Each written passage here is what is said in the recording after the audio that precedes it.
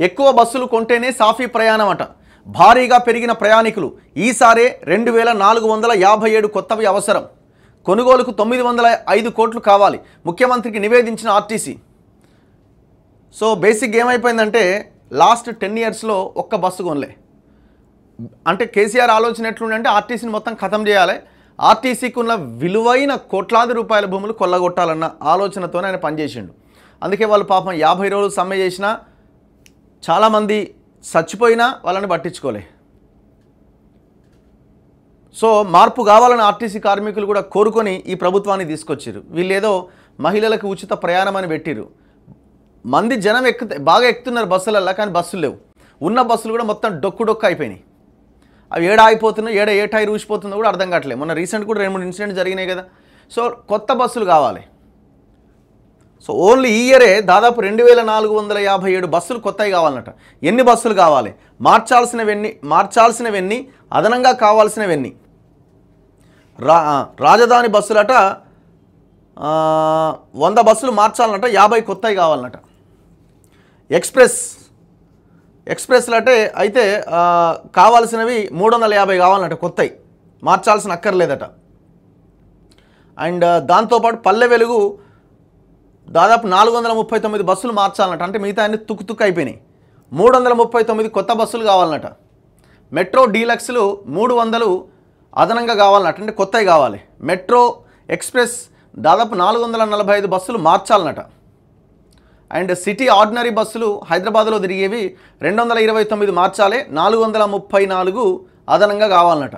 So ఇట్లా దాదాపు 2500 బస్సులు కావాలి ఈ సంవత్సరమే. మరి దీని మీద గవర్నమెంట్ ఏం చర్యలు తీసుకుంటున్నది?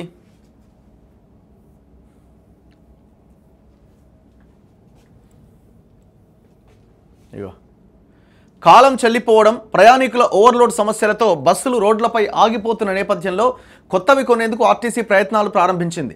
గతంలో సగటున 65 నుంచి 67 మధ్య ఉన్న ఆక్యుపెన్సీ రేషియో, అంటే ఎక్కే వాళ్ళ రేషియో ఇప్పుడు 100% పెరగడంతో బస్సులు కిక్కిరిసిపోతున్నాయి. ఈ పరిస్థితుల్లో ప్రస్తుత ఆర్థిక సంవత్సరంలో మొత్తం 2457 కొత్తవి కావాలి. వాటికి 905 కోట్లు కావాలని ఆర్టీసీ అంచనా వేసింది. ఈ ప్రతిపాదనలను ఇటీవల జరిగిన సమావేశంలో రేవంత్ రెడ్డికి ఆర్టీసీ నివేదించింది.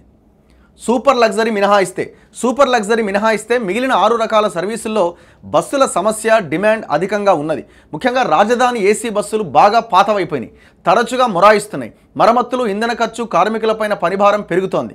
తిరిగిన కిలోమీటర్లు, జీవితకాలం ఆధారంగా పాత వాటిని మారుస్తూ ఉంటారు.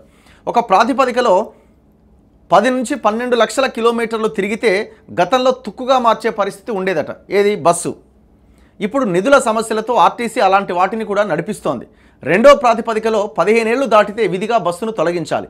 తుక్కుగా మార్చాల్సిన వాటితో పాటుగా మహాలక్ష్మి పథకంతో భారీగా పెరిగిన రద్దీతో కొనుగోలు చేయాల్సిన బస్సుల సంఖ్య ఈసారి ఏకంగా 2000 దాటింది. ఇప్పుడు కామన్ పబ్లిక్కి మీరేమంటున్నారు? 15 ఏళ్ళు దాటిన 2 వీలర్ కానీ 4 వీలర్ కానీ తుక్కు కిందికి పోవాల్సిందే అని మొన్న ఏదో గైడ్లైన్స్ ఇచ్చారు.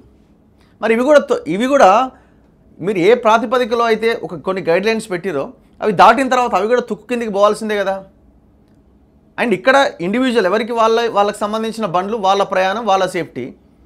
ఒక బస్సు అంటే దాదాపు 50-60 మంది ఎక్కుతారు బస్సులో. మరి అంతమంది ప్రయాణికుల సేఫ్టీ గురించి ఇంకా ఎంత ఆలోచించాలా? ఏడబడితే ఆడ ఆగిపోతున్నాయి బస్సులు. ఇందులో గత గవర్నమెంట్ మీరు అనొచ్చు, మేము గత ప్రభుత్వం ఏం చేయలే కదా, ఒక్క బస్సు కూడా వాడి పాపం, వాడి దరిద్రుడు అయిపోయింది. అది మీరు నెక్స్ట్ ఏం చేయబోతున్నారు దాని మీద మీకు ప్రణాళిక ఉండాలా. ఆర్టీసీలో 2200 బస్సుల్ని తుక్కుగా మార్చాల్సి ఉన్నదట. దాదాపు 2200 బస్సుల్ని తుక్కు కింద వేసేయాలన్నట. 15 నుంచి 20 లక్షల కిలోమీటర్లు దాటిన సర్వీసులను కూడా తిప్పుతున్నారని ఎంప్లాయీస్ యూనియన్ ప్రధాన కార్యదర్శి వెంకన్న తెలిపారు. ఆర్టీసీలో సొంతవి, అద్దెవి కలిపి సుమారు 9000 సర్వీసులున్నాయి. ఇందులో సొంతవి 6424.